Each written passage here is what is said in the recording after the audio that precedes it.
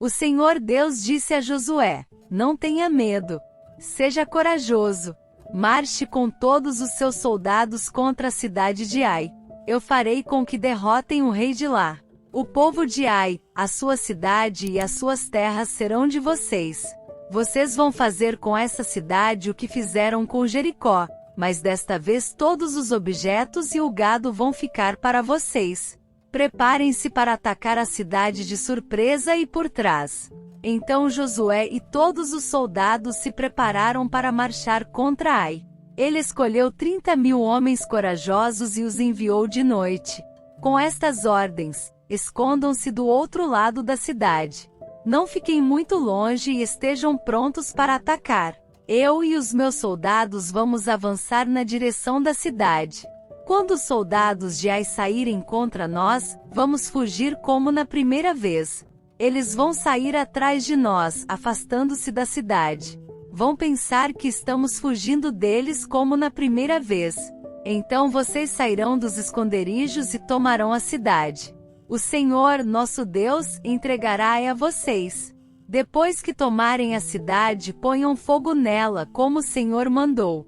São essas as minhas ordens. Assim Josué enviou os soldados, e eles foram se esconder a oeste de Ai, entre Ai e Betel. Mas Josué passou a noite no acampamento. Levantou-se de madrugada e reuniu os soldados. Ele e os líderes de Israel marcharam na frente do povo na direção de Ai. Os soldados que iam com Josué marcharam na direção do portão principal da cidade e acamparam no lado norte. Havia um vale entre eles e Ai. Josué reuniu uns 5.000 homens e os pôs em esconderijos a oeste, entre Ai e Betel. Os soldados estavam colocados assim para a batalha: o acampamento principal, ao norte da cidade, e os outros, a oeste. E Josué passou a noite no vale. O rei de Ai agiu depressa quando viu os israelitas. Ele e todos os seus soldados saíram de madrugada e foram lutar contra os israelitas no mesmo lugar de antes, em frente do Vale do Jordão.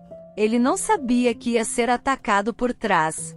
Josué e os seus soldados fingiram que estavam sendo derrotados e fugiram para o deserto. Todos os homens de Ai tinham sido convocados para ir atrás dos israelitas, e enquanto perseguiam Josué, iam se afastando cada vez mais da cidade. Todos os homens de Ai saíram atrás dos israelitas, e a cidade ficou aberta sem ninguém para defendê-la. Então o Senhor disse a Josué: Aponte a sua lança na direção de Ai, pois vou dar esta cidade a você. E Josué obedeceu. Quando ele levantou a mão, os homens que estavam escondidos se levantaram depressa, correram, tomaram a cidade e em seguida puseram fogo nela. Quando os homens de Ai olharam para trás, viram a fumaça que subia para o céu. Porém não puderam fugir para lado nenhum porque os israelitas que haviam corrido para o deserto deram meia volta e os atacaram. Josué e os seus soldados viram que os outros tinham tomado a cidade e posto fogo nela. Então deram meia volta e começaram a matar os homens de Ai. Os israelitas que estavam na cidade também saíram para atacar os homens de Ai. Esses homens foram completamente cercados e mortos pelos israelitas. Só ficou vivo o rei de Ai, que foi preso e levado a Josué. Os israelitas mataram todos os inimigos em campo aberto, no deserto onde haviam sido perseguidos. Depois voltaram para Ai e mataram os que estavam lá. Nesse dia foram mortos todos os moradores de Ai, 12.000 pessoas. Josué continuou a apontar a lança na direção de Ai e não a abaixou até que todas as pessoas da cidade foram mortas. Os israelitas ficaram com as coisas que pegaram na cidade, como o Senhor havia ordenado que Josué fizesse. Josué incendiou Ai, que virou um montão de ruínas para sempre, como se pode ver até hoje. Ele enforcou o rei de Ai numa árvore e o deixou ali até de tarde. Ao pôr do sol mandou que tirassem o corpo e o jogassem no portão de entrada da cidade.